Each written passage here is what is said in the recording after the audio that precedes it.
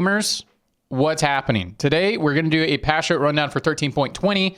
If you guys are new here, what we do is we watch Mortdog's video at increased haste and vigor, and I'll give you guys my thoughts and meta predictions as we go through it. I've been taking a break on the back half of the last patch. I did hit Challenger last patch, but man, guys, every patch this set has been very boring. I love this set, but dude, every patch is a reroll meta with a side of one 4-cost contested comp that we all contest for from a low roll spot.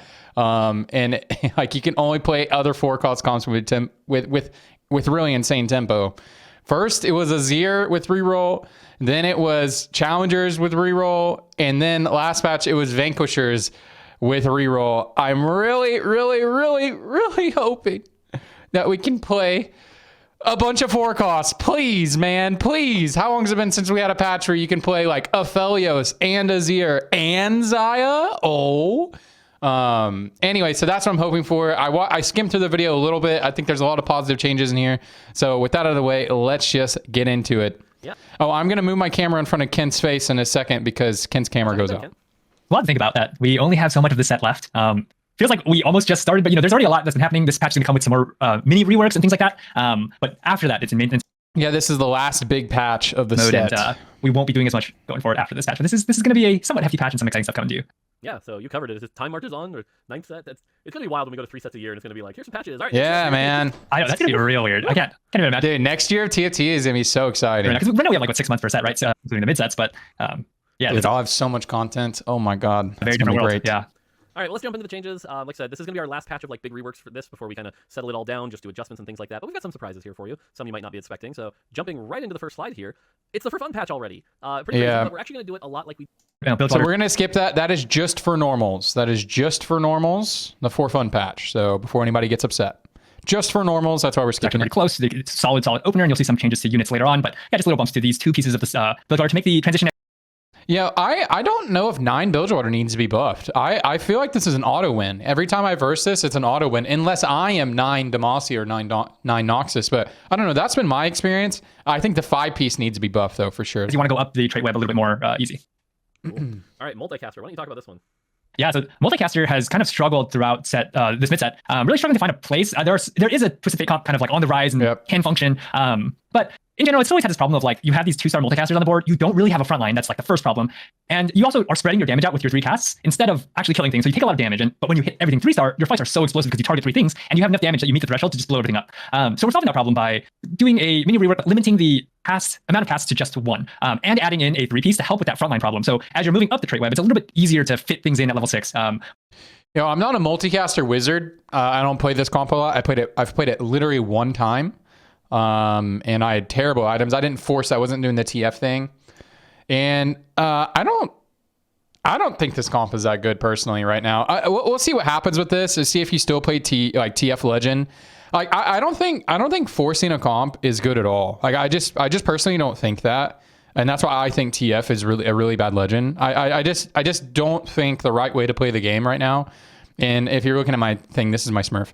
I don't think the right way to play the game is to hard force with TF. I think you just play the builds that you have items for. Like I'm a huge advocate for playing, if you want a lot of items, just play something like Ezreal. And like if you have a blue buff, then you have the angle. If you have a blue buff and some chains, you have the angle. I really don't think hard forcing is the way.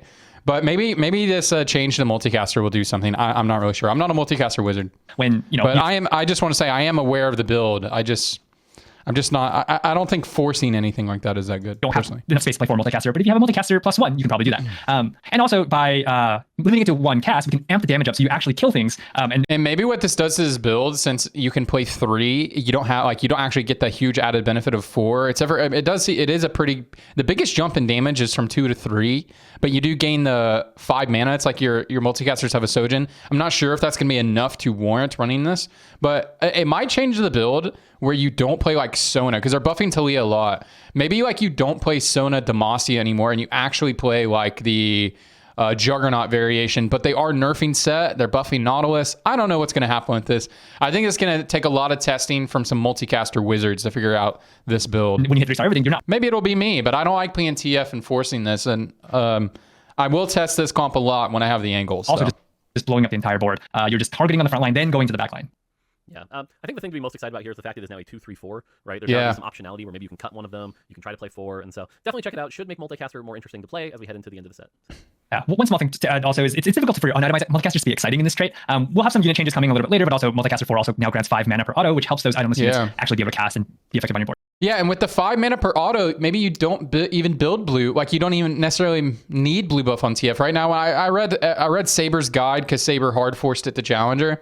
I read Saber's guide yesterday, and yeah, maybe you don't actually need blue buff, and maybe you just play 4, and then you can play like Adaptive Helm or something, and maybe the build isn't as strict. I'm a big fan of these changes if this makes it to where this build is more playable without TF Legend. Because I played this build last night because I was playing Bard, and I played Caretaker's Ally because they're going to be buffing Bard, and so I want to practice them.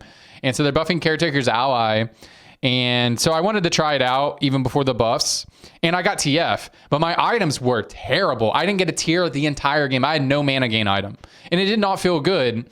But I don't know, when I was playing it, because I was playing it from a spot where like the game is just like, you're playing this build, I didn't feel like I needed the mana gain item. Like I felt like I wanted one, but I don't know. I didn't feel like I missed the blue up that hard. I feel like I would have been fine with an Adaptive Helm. I didn't get any mana gain item. I went 6 that game. My items were terrible. I kept getting bows and swords, and I couldn't hit any of the rest of the board. I only had TF3. So I don't know. I'm gonna do a lot of testing on this build next patch. He's about to talk about Ionia, so I'm gonna get my thoughts on this. There's a lot of changes to Ionia and Vanquishers and that sort of thing coming in. A lot of the units and stuff like that. I mean, we all just wish Xayah never got that buff that she got, and they basically reverted in this patch. But this change to Ionia emblem, do not sleep on this. In the data, with an Ionia emblem and without an Ionia emblem, it like really changes the build, because having an Ionia emblem like on your Ashe or on your Nyla, it really changes the game. So this is a great place to do a nerf. I'm a big fan. All right, Ionia emblem. So this one's interesting because obviously, you know, Ionia Vanquisher is definitely kind of like the S tier of the patch, and so the question is what kind of quiet more. The big one that jumped out right away was the Ionia emblem, giving a lot of attack speed, enabling things like Ashe and Nyla to be quite a bit stronger than I think we would want them to be. So starting off with, that's getting nerfed, going down from 33% to 25%. And remember, this is doubled and doubled during 6 Ionia, so this actually ends up being a pretty sizable chunk of a nerf. The first nerf we'll see to that particular comp. That's a fantastic place. We saw a lot of the power in Ionia was in this emblem. When you have this emblem, it added so much power to the comp. So a pretty large targeted nerf here, specifically at emblem. Yep. Rogue is actually pretty close to where we want it. There's a little bit of oddities, which we'll talk about later, but otherwise it's pretty close. Now, that's ignoring the frustration factor, which is a whole other topic. But just trying to nerf the bleed damage on 4 Rogue a little bit here to bring them down. I'm with more. I think Rogues are really close to being balanced. And some changes that they're going to do, the Graves here, are some great changes. We'll talk about them when we get there, closer to where we want them. Big part of this is there are rogues that build a lot of Vamp, but still have enough damage to kill your backline very quickly. So lowering the damage on, for Rogue. Yeah, isn't it complete? This is what I'm going to talk about the Graves, but I forgot Kent was going to say this here. But isn't it complete bullshit that your rogues can build full Omnivamp and they just like out-sustain the backline when they jump on them, out-sustain the tanks, and just kill them with the bleed procs? Like, isn't that complete bullshit that you don't have to build crit and damage items on assassins? Isn't that complete bullshit? Rogue will help us. You know, you need a little bit more damage to actually be able to like kill things fast enough before they can kill you. Yep. Shurima, this is basically to help Azir, who's been struggling a little bit, but we want vertical Shurima to be a comp that can be successful. So it gets a bit of a buff at 4 and 6, and then Shurima 9 is kind of the weakest of the prismatic. Dude, I really am a big fan of this 4 Shurima buff. I think there might be some 4 Shurima comps come out, especially Talia is going to get some buffs. So like you play like, especially when you have Emblem, like you're on Placidium and you play Azir, Talia, Nasus. That kind of setup, I think there's going to be some tech in like the Fiora duo carry on the Shurima comp. Like I really think Emblem is going to be some tech, like Shurima Emblem. And then also, of course, if you don't have the Emblem, you can play the 4 Shurima with Talia, Cassante, and Cassante will trigger Talia's rock throws. So I am really interested to see what happens with Shurima this patch. I think this might actually make Shurima a playable line. They are taking her out of Shurima's legacy because it keeps bugging out, and that's the only time I would ever play Shurima before. So we'll see what happens with that. So it's also getting a buff going from 90% to 111%. But again, we want vertical Shurima to be something that's viable and good to play, and it's okay at low elo right now, but not so great at high elo. We pulled a lot of power out of Nasus, and we think Nasus is kind of around where he should be now, but that just means that the trait needs some of this power back, and so we're granting it specifically into the trait here. So on the Vanquisher nerfs here, they're nerfing 6 Vanquisher. I love our devs because whenever they make a mistake, they'll just fix it. Like they're reverting the Xayah stuff, they're reverting the Vanquisher stuff. We all wish they just never would have done this buff because, I mean, if you guys were playing a lot on that Fiora patch, Vanquishers were already playable on that patch. They were just greatly outshined by how broken the Fiora comp was. But they were already playable and people were already playing it at the end of the patch. And then they just got all these crazy buffs. And we were just like, man, why are we buffing this stuff? Like Darius needed some love. Like Darius needs some help and he's going to get some help here. But like, man, it was just like, why are we doing this? Why are we doing this? And then when we got the B patch, it's like, man, why are we not fixing this? We all know this is a problem. So that's very frustrating as a player, like just super frustrating. But I do really appreciate that we don't have devs that'll just like draw a line in the sand. You guys are wrong. These buffs were correct. Like they are reverting basically everything they did last patch. So like huge respect to the devs, but I just wish this wouldn't have gone through because I feel like everyone knew Vanquishers were going to be a problem last patch. Like I feel like literally everyone, but that's okay. Vanquisher, here's another one in this space, but the Vanquisher 6, now you don't see this that often. It usually requires an emblem and some, some lucky hits, but when you do, it is a lot of damage. Xayah blows things up. Sure is. Things up. This was a bit of an overbuff from the last patch, and so this is going back down to where it was at 55% crit rate. Yeah, nothing to add on this. Cool. And then Zaun. Zaun generally, we did the rework at the mid-set where it became a 2-4-6, but the problem is people haven't been that excited to run 4 or 6. So you're going to see some buffs and bug fixes here to make it a little bit more viable. So you're going to see Adaptive Implants going to give more AD, AP, Omnivamp. Shimmer Scale Injector's Overcharge Heal is going to go back to being a full heal, so that should be cool. Virulent Bioware is going to go up to 4% damage. Robotic post-minute or pre-minute. We're not increasing the explosion damage, but we are increasing the HP bonus, which inherently increases the explosion damage, so a bit of a buff there if we want to bring back the Zaun Jarvans. But probably the biggest one here is Robotic Arm. We found a bug where what was happening is if you did 100 damage and then it got mitigated to 80, then it was doing a percentage of that. Personally, I don't know if these need to be buffed. Like, you just don't play 4 Zaun because it's so unplayable. Because, like, you're not going to have Silco, Echo, Warwick, and Jinx on the same board. I think you just play it when you have the emblem, and it's fine. Personally, I think it's fine. I don't know. So we're doing it pre-mitigation, which kind of makes sense, right? It's true damage. If I hit you for 100, I want to do a percentage of that as true damage. So this means now the true damage from this isn't getting mitigated, which can be a pretty big buff, actually, for someone like a Jinx or a Silco. Like, that's why you don't play Zaun, because it's designed in a way where you can't play all 4 units. I thought that was on purpose. Like, they designed it in a way where it's really hard to play the 4 units, but you get the overcharge if you get the emblem. Like, personally, I thought it was in a fine spot, but I don't know. Who usually have very high defenses, it was getting mitigated. So this is probably the biggest buff of the Zaun. I think this is fine. Like this probably makes this like Jinx OP, Jinx reroll OP when you have this angle. But I'm fine with the change, like personally. Yeah, we almost compensate nerf this, but we saw that in our testing we didn't really need to. This needs to be exciting, and Zaun 4 and 6 need to be good. And so Jinx is also not overperforming or anything like that. So she could, she uses this augment extremely well, and we want her to continue using it really well. And sometimes you find this and you're like, cool, I have a Robotic Arm. I don't need. I think when you have the angle, especially if you're playing something like Bard and you get Jinx dropped and then you have Robotic Arm, like I think this shit is broken. Like I think this shit is going to be broken, but honestly I'm fine with it. It's a lot of conditions to meet. You need to overcharge this. Now you might consider overcharging this because this is going to do a lot of damage. Cool. All right, on the champion side, the other part of the Rogues adjustment here is that Graves has kind of been the big pillar of Rogue. We'd rather Echo and Katarina be the pillar because, they're the 3 costs. So Graves is doing a bit too much, especially if you were able to get like double trouble. So Graves' ability is going to get decent. Yeah, so I'm a big fan of these changes because his base damage is down, the bleed damage is down. Basically, right now when you play against Rogues, it's just Graves and Graves and Kiana basically building full fucking tank, jumping on your backline, taking no damage, omnivamping all the way back up, and then just slowly bleeding you out because they have all this omnivamp and you just can't deal enough damage to one-shot them through the omnivamp. It's so fucking lame. Like, it's so stupid. Like, it's just not like what assassins are supposed to do. So, I love this change. Chunk of a nerf here. Because maybe you actually have to build crit now. This is one of the units that I was talking about with just, you can build BT Hodge, and this unit will jump on the backline, nuke the clump, take damage, and nuke the clump again. Kind of doing too much damage without damage investment, so pulling damage out of both this and Rogue will help Graves need to build more damage in order to succeed. Yes. Have you guys ever built crit Rogues? It feels terrible. Like, so I think Rogues might actually be dead from these changes, except when you have Vampiric Blades. Look, Orianna definitely has been the... Which, dude, Rogues have been meta all set. Like, can we just please have a patch without Rogues? That'd be great. Your champion of the set for a long time. I mean, she's built over, so it kind of makes sense. But if you've ever watched me try to make Orianna carry work, it doesn't usually go well. And so we're buffing her a bit, some attack speed, little SAD, little less mana, so she can cast more. And they fixed a problem where she would, like, not be autoing last patch. So I think Orianna might actually be a good unit to itemize as an item holder now. Like, I don't think Orianna reroll is going to be good, but like you could actually consider putting items on your Orianna 2 instead of your Malzahar 1. Is this going to make Orianna carry good? My bet is no, not at all. But it should help a little bit, and we don't want to swing too hard also if we end up overbuffing. So we do want to be careful. Will there be more buffs next patch? Maybe. But again, we just don't want to be crazy here and thrash super hard. Yeah, we did test this significantly, and we see the potential here of Orianna carry. Just don't sleep on it. I wouldn't say it's like you can compete against S tier builds on it with it, but if you want to have some fun, this Orianna chunking people for 1,600 is a real thing, while also shielding a lot. So we've seen what she can do. We don't want to just overswing and as Mort said, like buff her into she's just the best one cost unit and takes over the meta. But we're kind of moving a bit more slowly. But these are pretty big buffs, and will make her a lot easier to play. Yeah, I like these changes. Another big piece of the Ionia build. If you could get a set 3 going, set 3 was insanely tanky, probably the best 2-cost tank by a good margin, and comes with long CC. You can just lock champions down in the front line. If you're trying to play like a Rek'Sai, good luck, because set will just repeatedly stun you in place. Just really too good, so set is getting a decent chunk of a nerf here.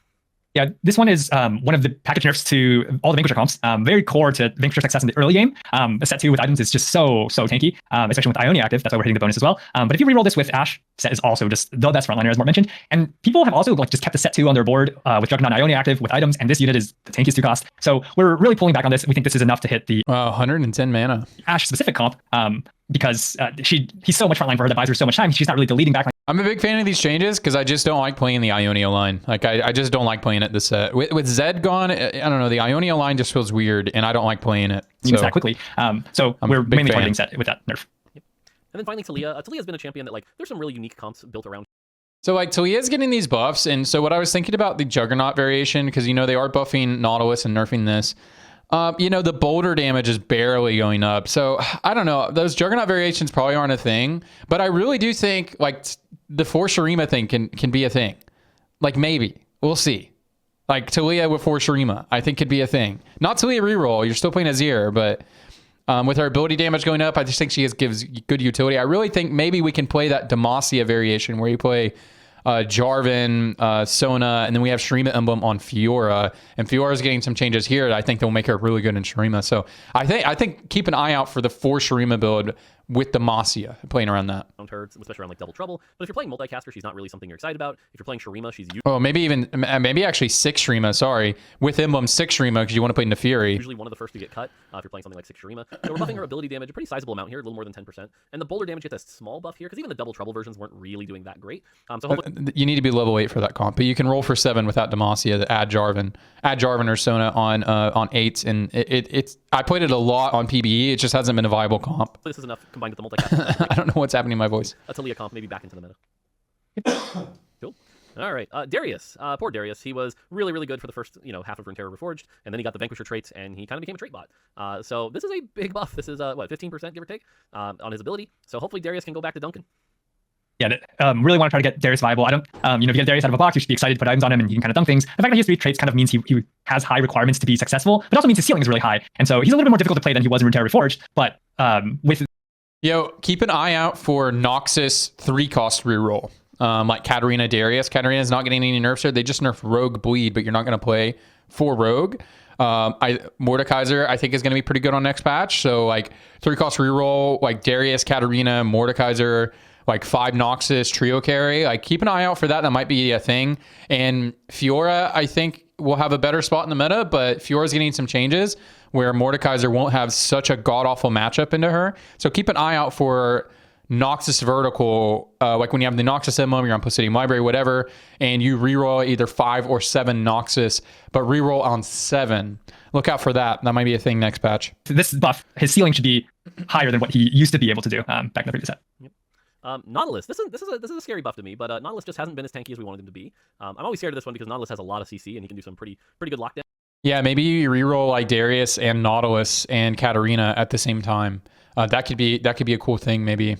Instead of playing Warwick. But we're lowering his mana, so he'll be able to cast a little bit more often if you can get that second cast. And he'll gain more bonus defenses from armor and MR. So if you're willing to throw like a Gargoyle or a Bramble or Dragonclaw on him, he's going to get an extra 35% from that now. So he should feel like a 3 cost and not like a 2.5 cost, hopefully. And Nautilus is one that was, his stats were kind of masked by the strength of Bilgewater. Now that Bilgewater is less powerful and he gets to be a little bit tankier. You should be excited to get Nautilus out of a box. You should be excited to itemize Nautilus. Yeah, I wonder if this guy will cast twice. I've never seen a Nautilus cast twice in my life. And by buffing Nautilus, it also kind of ties together the whole Bilgewater comp. As a vertical, he is the core frontliner here, and so he can help buy a lot of time for your Misfortune, for your Neela to stack up and get those cannonballs going. All right, Rek'Sai. Poor Rek'Sai.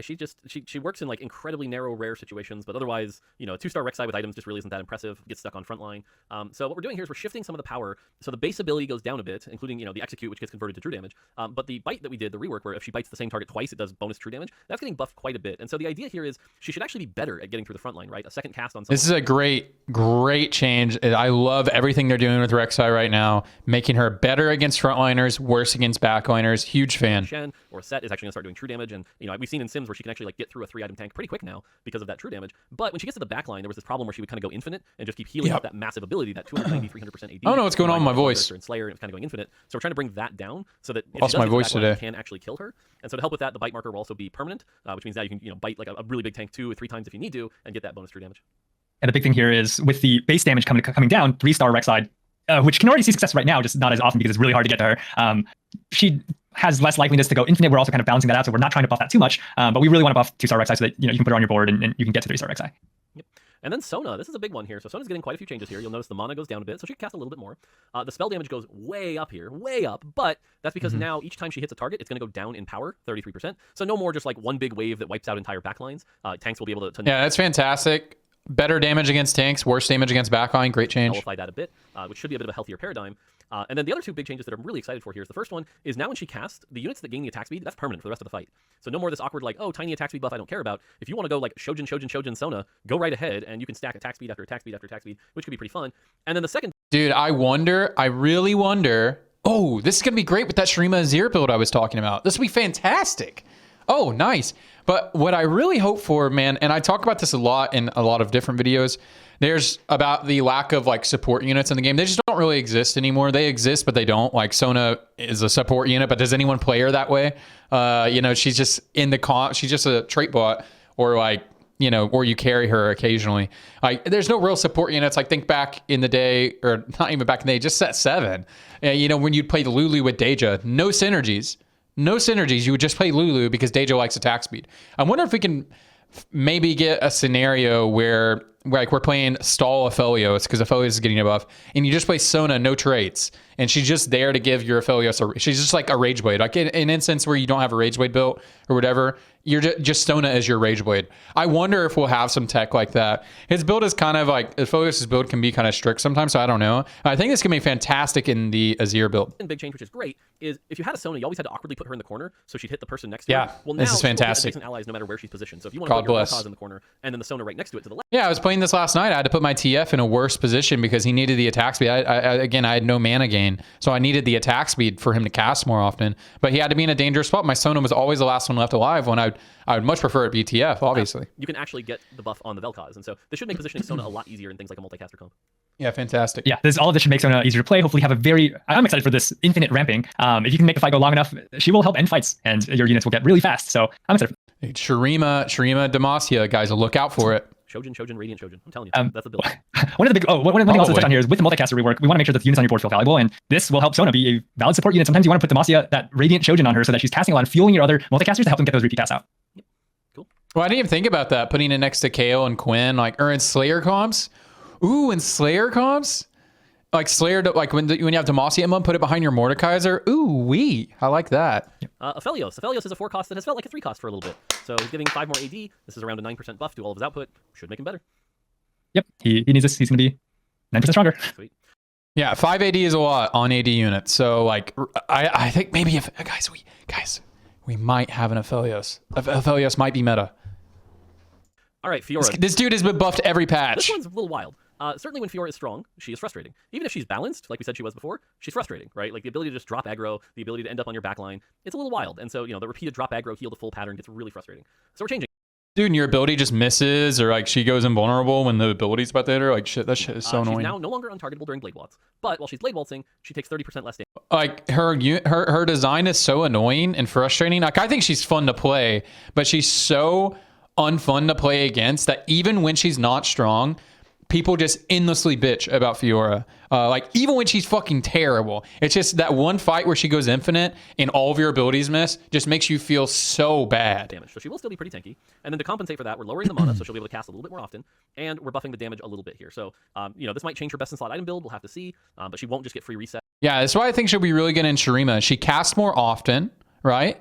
And Shurima makes you really tanky. She takes 30% reduced damage. Her AD ratio is higher. Like, I think she will be really good in Shurima. But yeah, give Fiora a try. Let us know what you think. But again, the goal here is less frustration.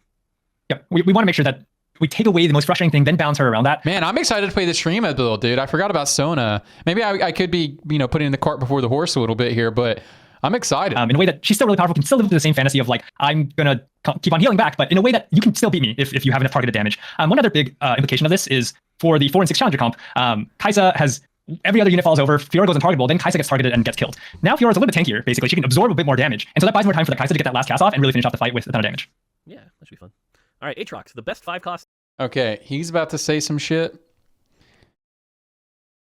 about Aatrox doesn't ever feel good to put items on. I don't know what game he's playing. Personally, like the scenarios in which you'd want to put items on Aatrox, you hit an Aatrox 2 and you're playing like Juggernauts with like Slayers, or you're playing like Vertical Slayers. That dude fucks so hard. He fucks so hard on random items. Like you go like BT Night Harvester Titans or some shit. Or like this dude fucks.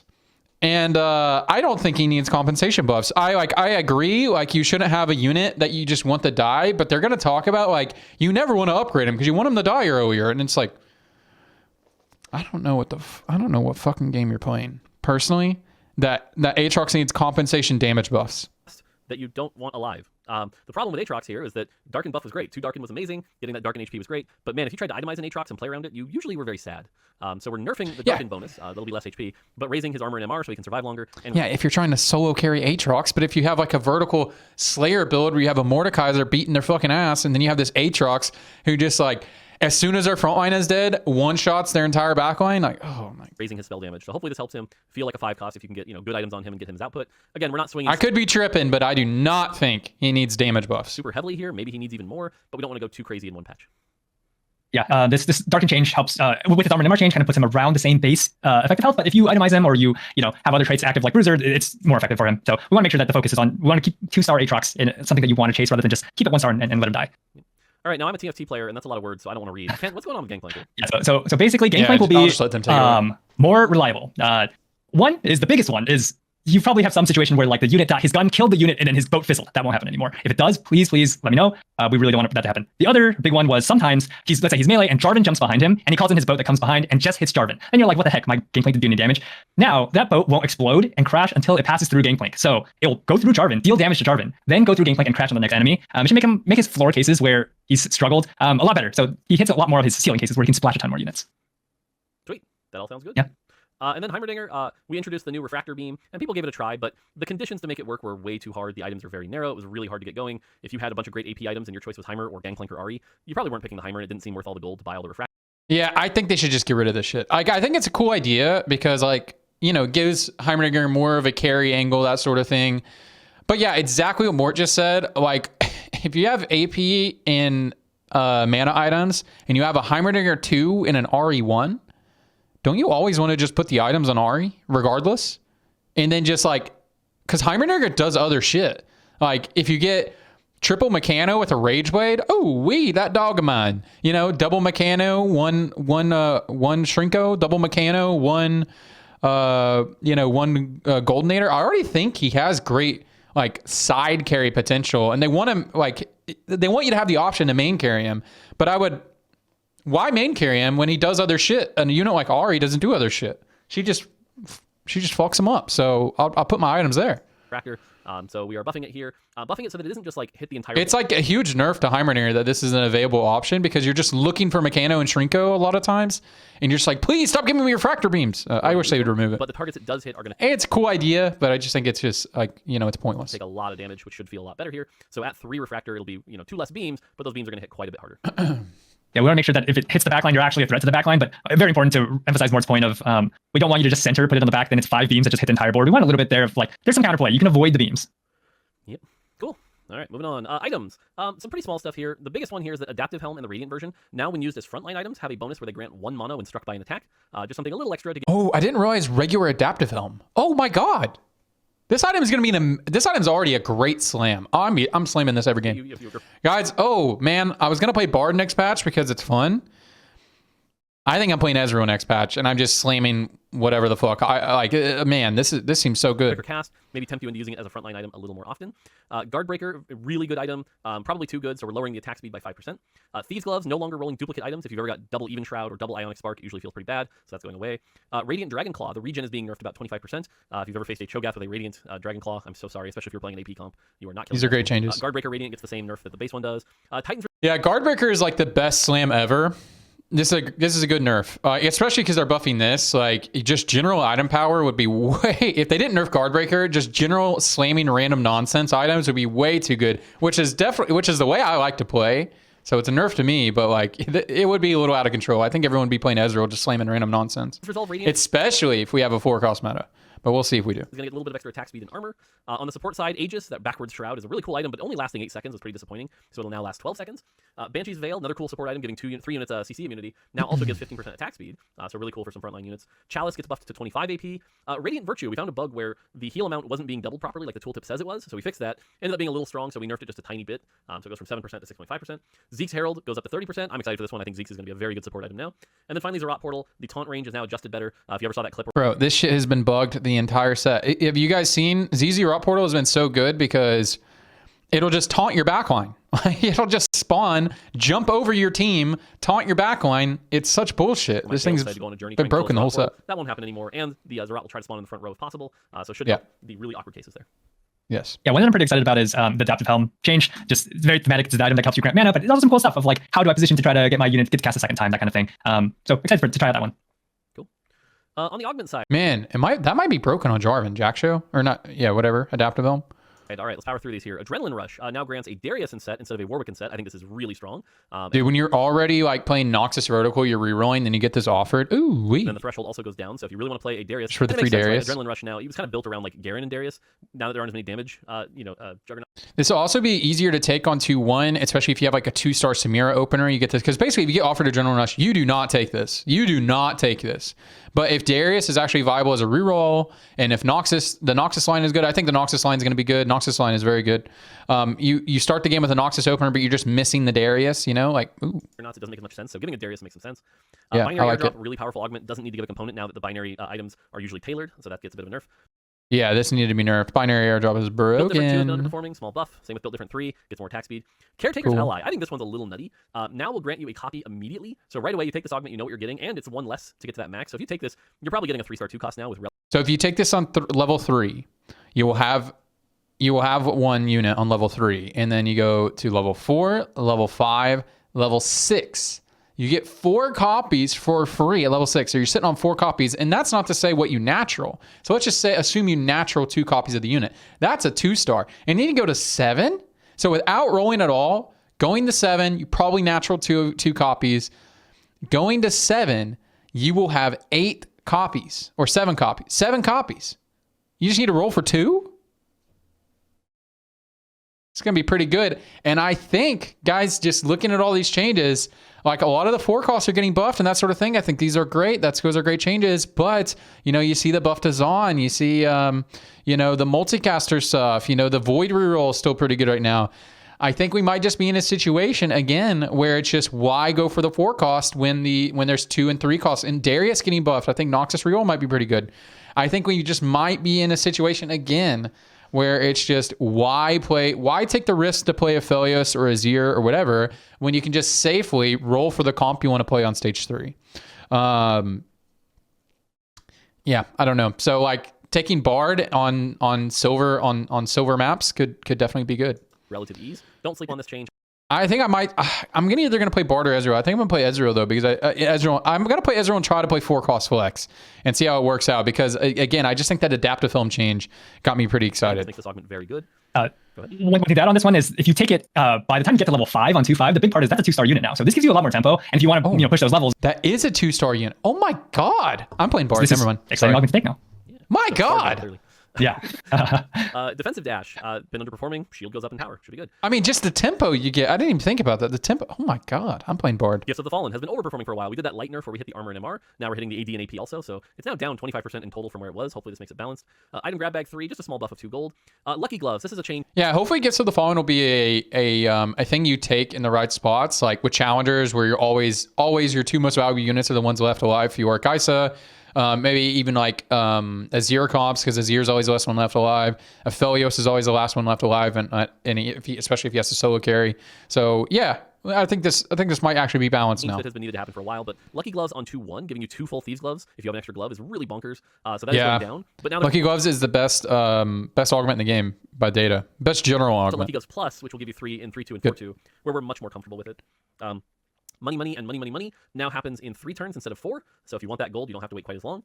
Pay to learn 3, a little bit of extra XP. Yeah, Tom Kinch is basically unplayable. Oh, maybe some Draven strats might be good this patch. We'll see. Protected repetition. This is one where it was balanced around, the multicasters casting twice. Ooh, pays to learn. Are we going to be in a Dragon King meta? They buffed Aatrox.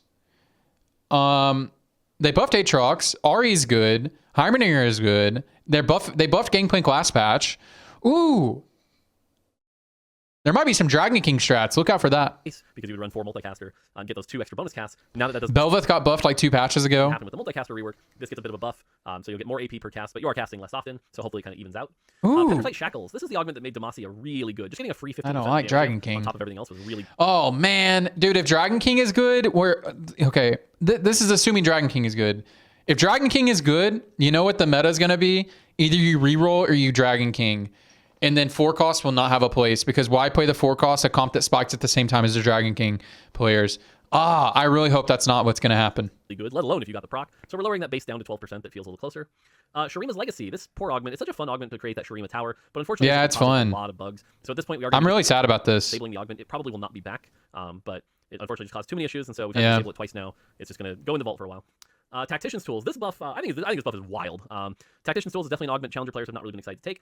Okay, yeah, but imagine you have a tier and you're playing Sorks. And then you take this augment, and then you have a component anvil, and then you have 2 tiers.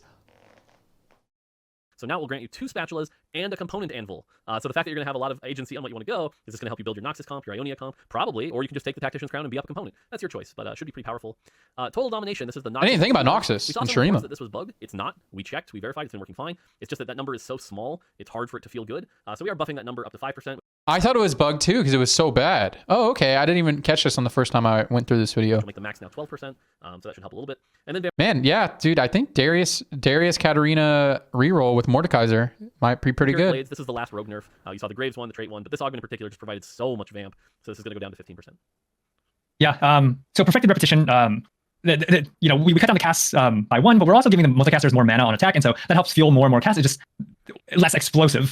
So hopefully this augment is a little more enticing to take with all the multicaster changes. The other one I want to talk about was Total Domination. We definitely did check out those videos. We checked it out, that post, and very much verified that it's really hard to tell when a number is like 7% or 10% of a unit's health. That health bar needs to be really tiny for it to actually proc, and so it's just way too small. By buffing up the base, this helps the base value of this when you start off, because 3% you can barely notice it, but it goes up to 12%, which is it's meaningfully higher, easier to notice, and it won't feel as bugged.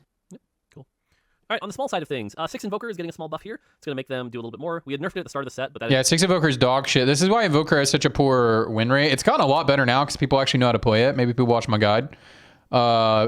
Because people are playing 6 Invoker. 6 Invoker is dog shit. That being kind of a big mistake. So now 6 Invoker will provide more mana, which is cool. Strategist 4 and 5 is going to give a little bit more shield. Soraka got a nerf though. I think the Invokers. I'm going to drop Invokers out of my rotation, except for when I'm Giga High Roll. I think we'd undone that at one point, so that's a small change. And then Rift Herald Charge gets its speed increased, and will now try to find a new target. Ooh, Strategist. Dude, there might actually be some Azir flex. Like, you can actually flex around his comp. We'll see, though. If original target dies during windup, so small quality of life for... Rift Herald charge speed increased. Will now try to find a new target. Oh, okay. Nice. A little smarter. Yeah, it sucks when your Rift Herald misses. She does a lot of damage. I love that Void reroll comp. I think that comp's really fun. I played it last night for the first time. I had a lot of fun. Very exciting when it happens, but now if wind up, the target moves, we'll find a new target. All right, on the champion side, Cassiopeia has kind of been the premier 1 cost ever since the Samira nerf, so she's going to get a small buff here just to do a little less damage. We don't want her to go away. We still want her to be a good 2-star on 2-1. Yeah, I think Noxus Opener is still going to be great. So that's not going to change too much, so she gets a small nerf. I think his Milia buff is unnecessary. Cho'Gath trying, Cho'Gath is still a terror. He's not really S tier right now though. He's just kind of like high A tier. We're just lowering his cap a little bit here. So if you 3-star him, you're not going to get quite as much HP per bite. Yeah, I like these like small nerfs they've been doing the Cho'Gath. I think with like golden ticket opener, like you definitely still can play this. It'll be great. 3-star. Other than that, nothing too crazy. Jin, I like we actually this. found a bug with the way his drop-off calculation worked. It was dropping off more than intended if he hit multiple targets. So we fixed that and fixed the tooltip and changed it. Basically, it's about power neutral. It's as close to neutral as it can be. You won't really notice it, but we just want to make sure that was working correctly. I feel like it's a small buff, right? But they're nerfing the rest of the line. Malzahar, So. if you've ever watched Malzahar try to kill a Scuttle Crab, it's the saddest thing. It's just Kent's way of Dude, when you have a Malzahar that has to 1v1 an Echo, making me hate Malzahar. I like Malzahar, but we fixed that, so now Malzahar might actually kill a Scuttle Crab. And then Milio, we want to give a small buff to. Maybe Milio reroll can be a thing, but Milio should be on a similar level to someone like Cassiopeia. You should be happy about a 2-star Milio. So now the concept Milio fits in is Rogue Reroll. Rogue Reroll got nerfed a lot. This is not enough to make you want to itemize Milio. If you ever play Rogue Reroll, you never want to put items on Milio. Every time you do, it feels bad. I don't think he needs his buff. I think he's fine for what he does. Mono buff there to help him out. Personally. The other funniest thing is, even with this fix, Malzahar will hit Scuttle Crabs, but the Scuttle Crabs is dashing. Malzahar will still miss, but that's okay. Scuttle Crabs is dashing. No, so you'll miss Echo. Really fast. Okay, like things can't hit him. Elaborate a little bit on Jin, because I think some of you more engaged players will see the PBE notes and things like that. But basically, it said 40%. It was actually dropping off 60%. We didn't want to buff Jin that much, so what we did was we changed it to 56%, and it's basically power neutral. So that's kind of, if you see number changes, that's why. And another thing on Cassiopeia, just really good as an item holder, really good as a carry, as a package in general to invokers and to That's cool. When they made this change, they took what it felt like with the bug in account, because it was supposed to be 40%, which would be broken, I guess. And they've been bouncing him around this bug, and then they discovered the bug. So great. That's awesome. Comp, she just does a lot there. So by bringing her down, it hits both of those comps. Soraka, this champion, I've been saying this for a while now, but the amount of healing she can output, especially when this unit is broken, guys. This unit is so broken. It's like a Taric, or now it's a Nico. Just really helps keep people alive and can be really frustrating. So we're lowering that amount of healing by about 10% here. So she's not gonna be able to keep those targets alive nearly as much.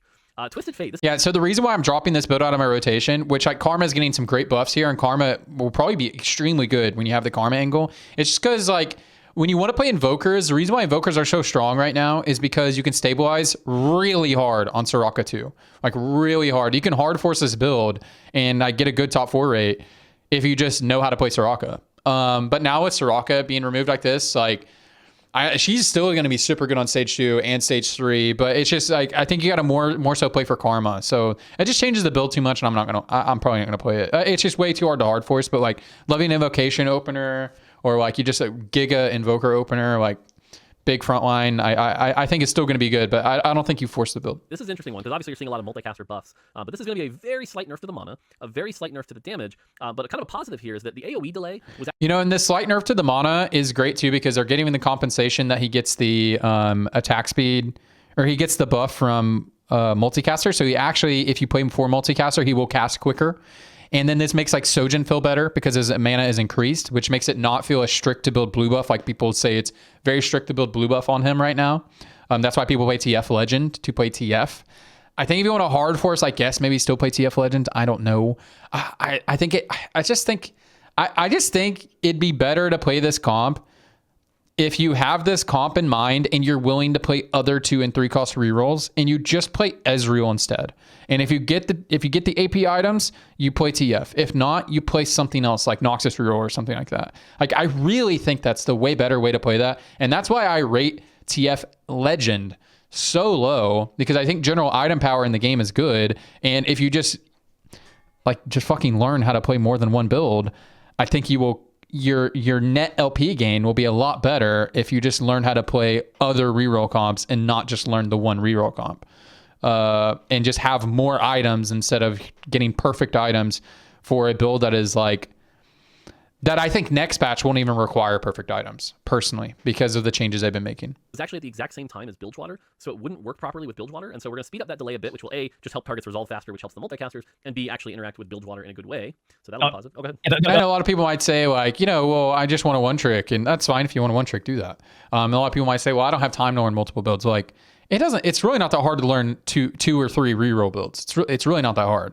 It's hard to learn all the lines in the game, but to learn 2 or 3, that's just TFT, baby.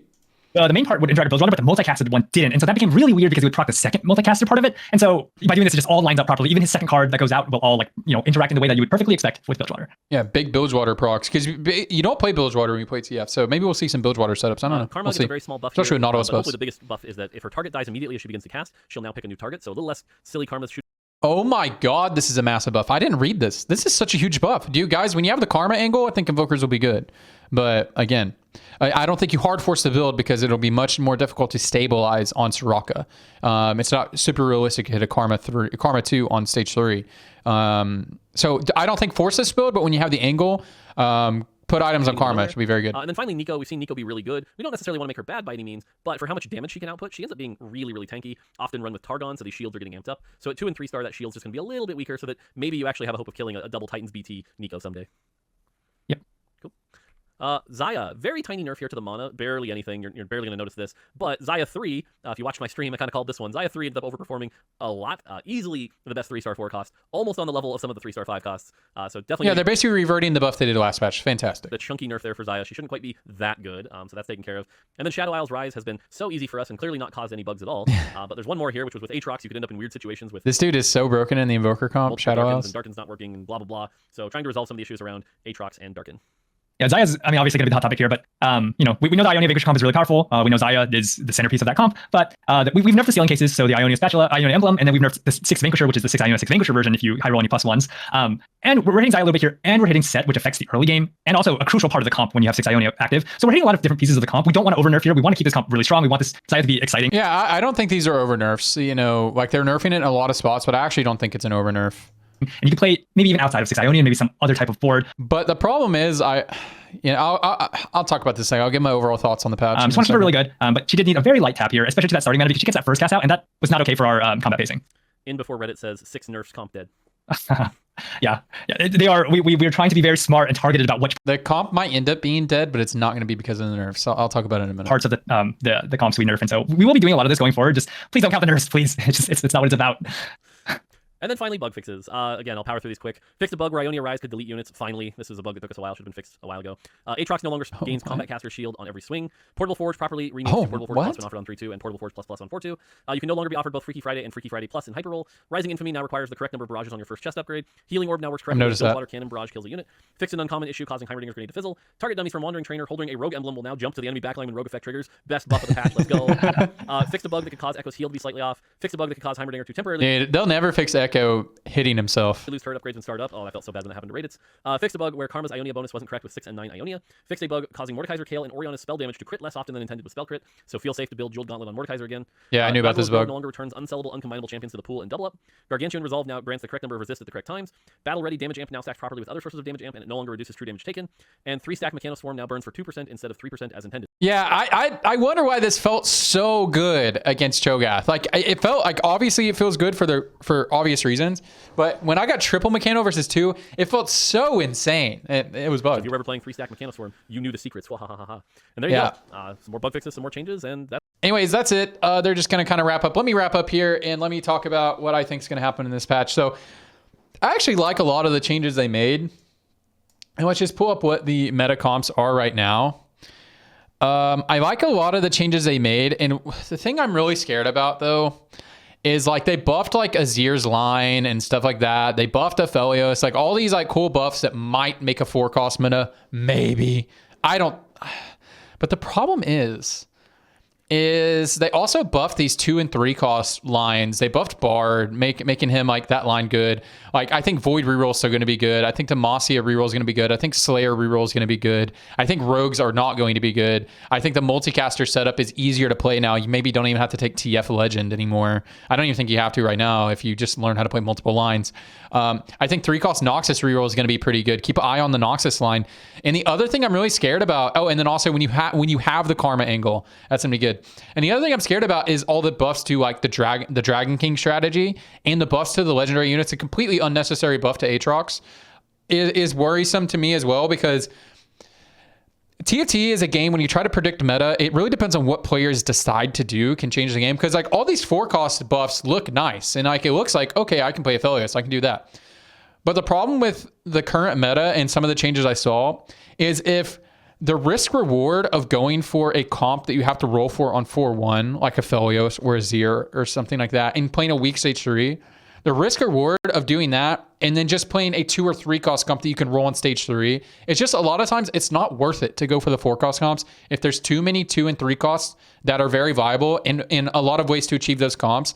And they made it a lot easier to achieve the TF comp, which I think is a good change. They buffed Darius, which I think is a good change, you know, and they buffed Karma, which I think is a good change, and nerfed Soraka, I think is a great change. But all these changes, which I think are great changes, when you combine them all together, it makes it to where a lot of 2 and 3 costs are good, you know, and with 2 and 3 costs are too good, again, it's just the risk reward. And then they buffed the legendaries. So we could have a scenario where everyone's rerolling and then and half the people are trying to do the Dragon King shit. And then it just makes it to where comps that you spike for and you roll for, like when you try to do a board flip to a 4 cost comp on 4-1, 4-2, even if those comps are good, it's just not worth the risk. So people aren't going to do it. And if people aren't going to do it, it creates a situation where a bunch of people are rerolling. Some people are Dragon Kinging. So that is my prediction for the patch, is that's what we're going to have, just because that's what TFT players like to do. They like to play reroll. It's very safe, very stable. That's what we've been playing the whole set. It's what people are practiced on.